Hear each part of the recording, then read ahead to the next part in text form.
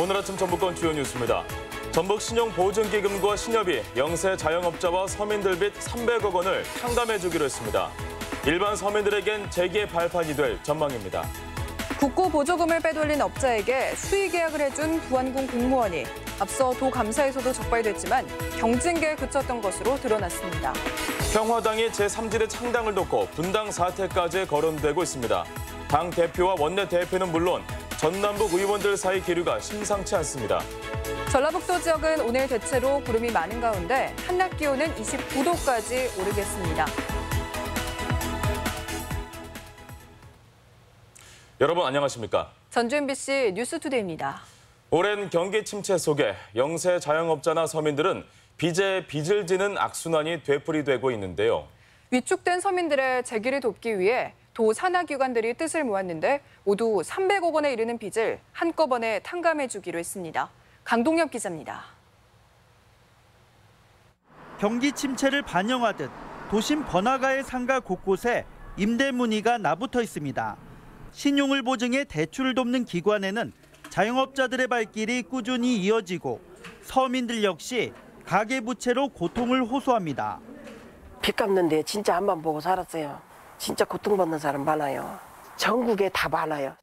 사정이 이렇다 보니 전북의 가계부채 가운데 절반이 넘는 14조 원은 문턱이 높은 시중은행 대신에 금리가 높은 제2금융권에서 발생한 것으로 나타났습니다.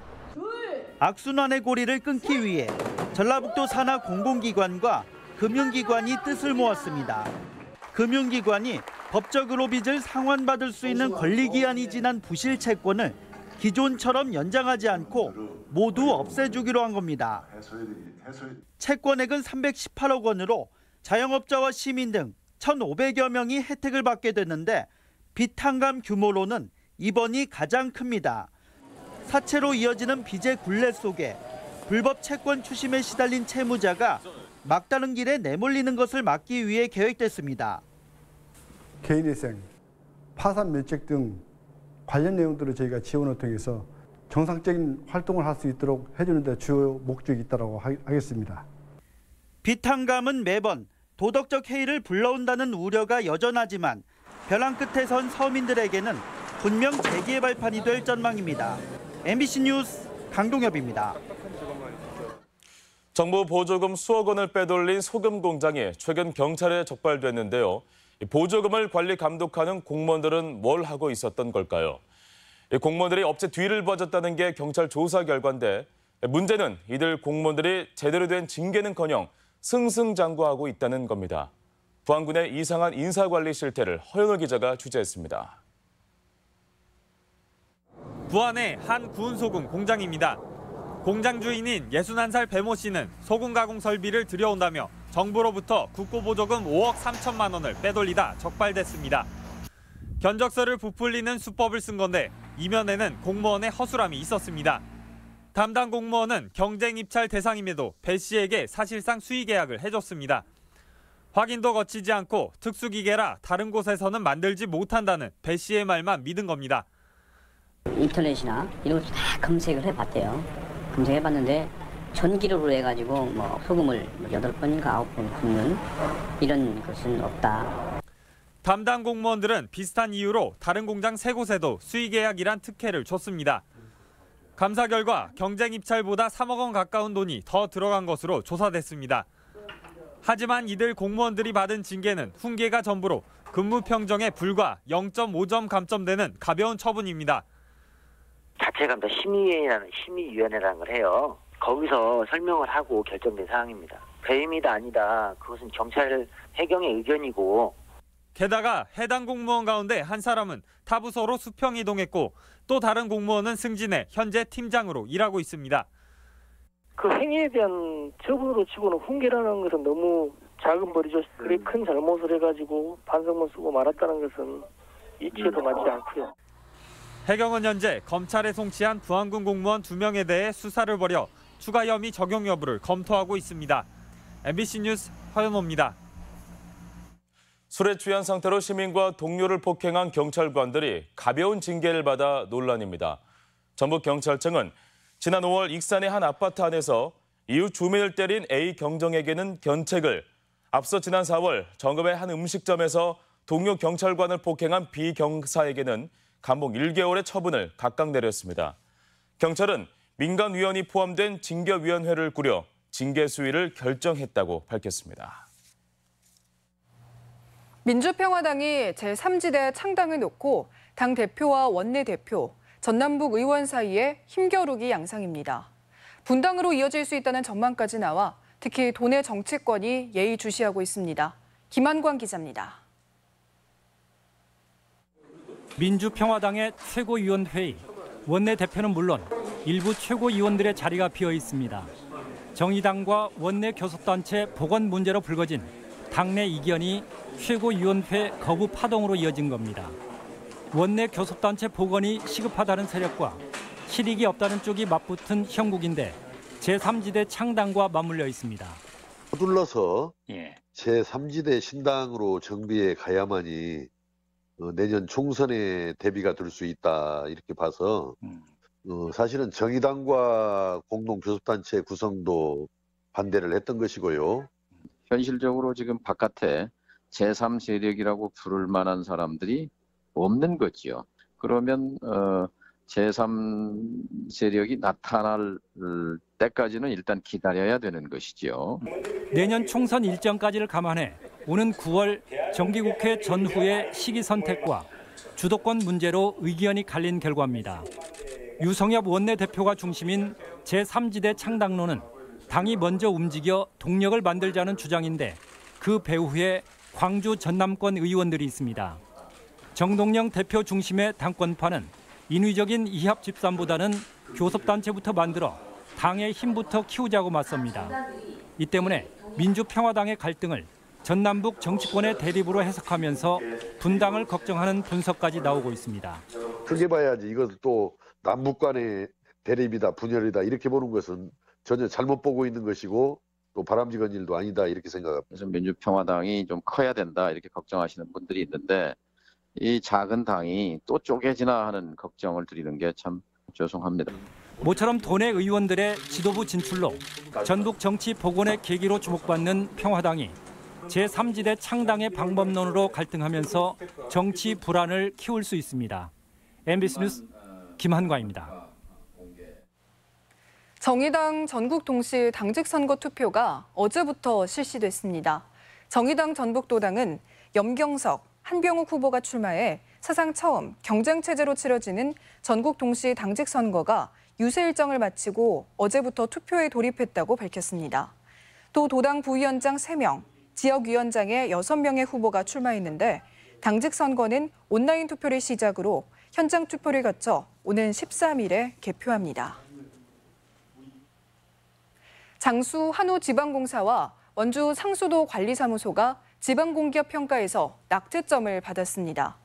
행정안전부의 2018년도 지방공기업 경영실적 평가에 따르면 장수 한우지방공사와 완주 상수도 관리사무소는 각각 최하위 등급인 마와 하위 등급인 라를 받았습니다.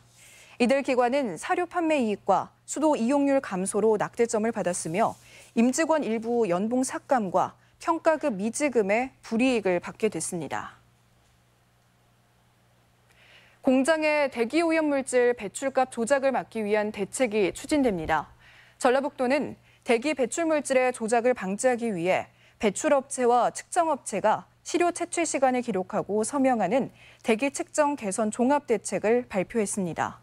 또 측정 대행업체는 분기별로 실적 자료를 의무적으로 제출하고 세무서가 이를 검증해 위법 사례를 줄여나갈 방침입니다. 어제 전북교육청 청문회를 시작으로 자사고로서 상산고의 운명을 가를 본격적인 취소 절차가 시작됐습니다. 교육부는 빠르면 이달 말쯤 상산고에 대한 결론을 내리겠다는 계획입니다.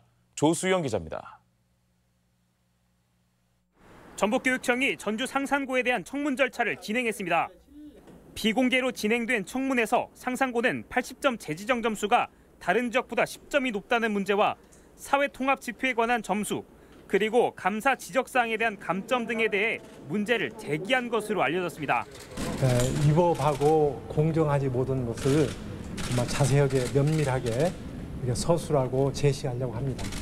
이 가운데 사회통합 지표는 사회적 배려 대상자를 10% 이상 뽑아야 한다는 건데 시도 교육청마다 평가 방식이 달랐다는 점을 상산고는 문제라고 지적했습니다. 다른 지역은 사배자 선발에 노력을 얼마나 기울였는지 과정을 평가한 반면 전북교육청만 10%를 달성했는지 여부를 평가해 점수를 깎았다는 겁니다. 정성적인 요소만 이제 노력 정도만 평가하는 걸로 했습니다. 모집이 이제 부족했다는 부분 학교에서도 인정을 했고 호원시 최고 같은 경우는 시점을 조금 남겼네요. 근데 굳이 따지자면 보통 쪽에 가깝다. 청문 절차가 마무리된 만큼 도교육청은 후속 절차에 속도를 내겠다는 방침입니다. 이번 주 안으로 교육부에 자사고 지정 취소 요청 공문을 발송할 예정이고 법령상으로 50일 이내에 교육부는 답변하도록 되어 있기 때문에 교육부는 취소 신청을 받는 대로 심의를 거쳐 이르면 이달 말쯤 상산고의 자사고 취소 여부를 결론 내리게 됩니다. MBC 뉴스 조수영입니다.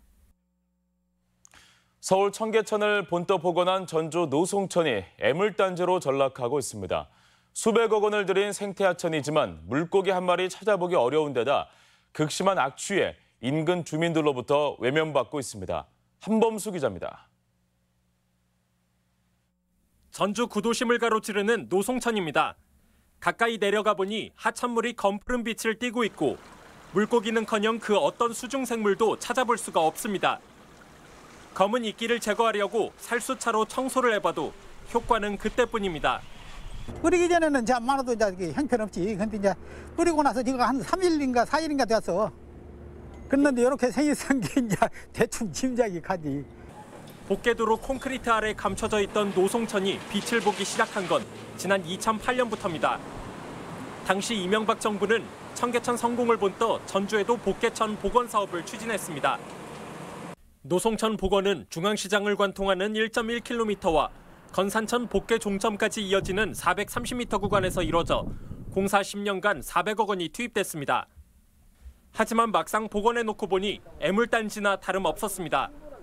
빗물이 통과하는 우수관에 하수가 흘러드는 데다 하천 유지용수가 턱없이 부족해 고인물이 빠져나가지도 못합니다. 예를 들어서 순댓집에서 뭐를 씻고 내장을 씻고 도로에서 문 앞에서 씻고 그 물들을 우수관으로 흘려보내요. 사람들이 거기서 청소를 하고 물청소를 하고 다 우수관으로 흘려보내요. 하천이 재구시를 하지 못하면서 시민 관심은 줄고 오히려 교통난은 가중돼 불만만 커지고 있습니다. 모기도 많아지고 어떤 때는 냄새도 나고. 손님들 많이 줄었어요? 엄청 줄었죠. 많이 줄었어요. 노송천이 시민들이 공감하는 도심 속 쉼터로 자리매김하려면 근본적인 대책이 필요할 것으로 보입니다. MBC 뉴스 한범수입니다. 다문화 가정에 대한 시장의 부적절한 발언으로 물의를 빚은 익산시가 다문화 시책을 대폭 강화하기로 했습니다. 익산시는 다문화 가족들의 의견 수렴을 위한 소통 창구를 설치하고 다문화 포용 도시를 구현하는 정책을 발굴하기로 했다고 밝혔습니다. 또한 다문화 음식거리 조성을 검토하고 소수자 존중을 위한 인권센터 설치를 강구하기로 했습니다.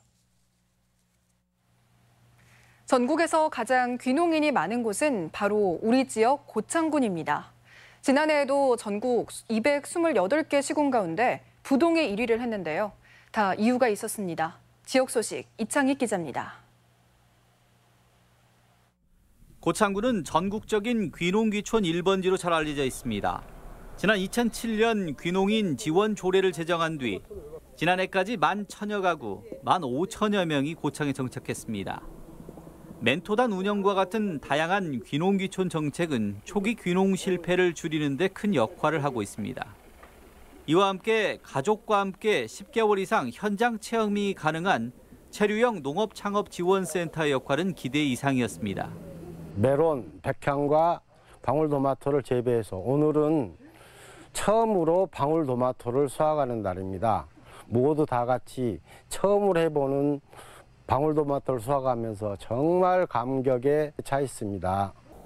진안군은 마이산에 연인들을 위한 탐방로를 새롭게 정비했습니다. 좁았던 기존 탐방로는 통행과 보행을 위한 공간을 따로 분리했고 천연목재 탐방로가 설치됐으며 연인을 형상화한 다양한 조형물도 곳곳에 배치됐습니다.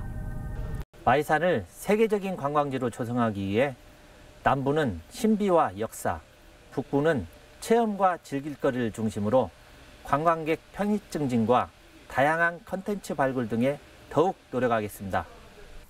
남원시가 폭염에 대비해 십수정에서 춘향교까지 거리에 쿨링포그 시스템을 설치했습니다. 쿨링포그 시스템은 정수된 물을 안개처럼 분사하는 친환경 냉방시설로 기온이 30도 이상, 습도는 70% 이하일 경우 자동으로 가동됩니다. 완죽은 비봉우리 콩두부 영농조합법인이 행정안전부 우수마을 기업으로 선정됐습니다. 완주에서 세 번째 우수마을 기업이 된 비봉우리 콩두부는 일자리 창출과 지역 농산물 활용으로 사회적 가치를 실현해 나가고 있습니다. MBC 뉴스 이창익입니다. 식수원인 진안 용담댐에 수상 태양광이 추진됩니다. 한국수자원공사는 용담댐에 20메가와트 규모의 수상 태양광을 설치하기로 하고 전북 환경청과 사전 환경 영향평가를 진행하고 있습니다. 환경오염 우려가 제기되는 가운데 한수원은 수상 태양광 패널을 안전기준에 적합한 자재를 사용하고 지속적으로 수질을 확인해 나가겠다고 밝혔습니다. 호남고속도로 3례 김제 구간의 확장 사업이 다시 추진됩니다.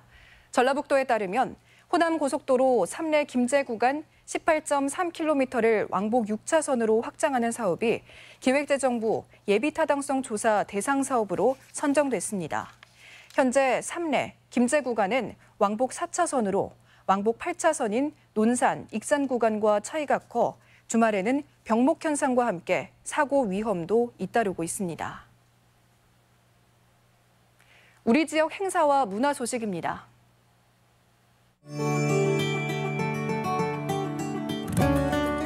익산 시립예술단의 화요예술무대 멋지다, 맛지다, 걸지다가 오늘 익산 송리문화예술회관에서 펼쳐집니다.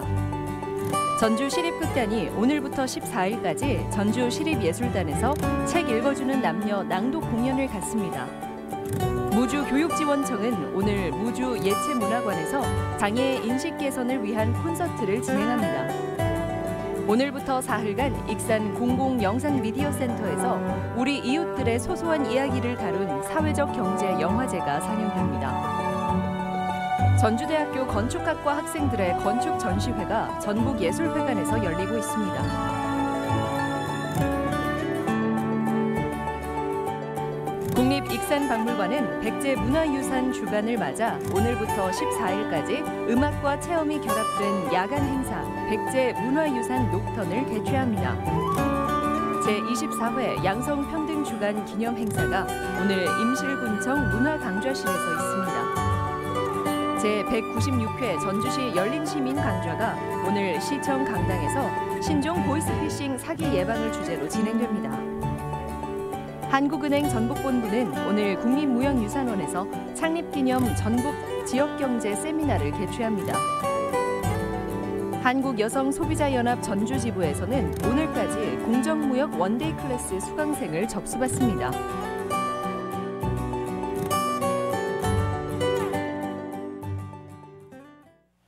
이어서 날씨 전해드립니다. 전라북도 지역은 오늘 대체로 구름이 많은 가운데 한낮 기온은 29도까지 오르겠습니다. 지역별 기온입니다. 전주는 아침 기온 20도에서 낮 기온은 29도, 익산은 19도에서 29도, 동북권은 무주가 15도에서 28도, 장수가 14도에서 27도, 서해안권은 군산이 20도에서 28도, 부안이 19도에서 28도 등을 기록하겠습니다. 현재 초미세먼지 농도는 고창과 부안에서 보통 수준을, 나머지 지역에서는 좋음 수준을 보이고 있습니다. 오늘 하루 미세먼지와 초미세먼지 농도는 대부분 좋음 수준을 나타내겠습니다.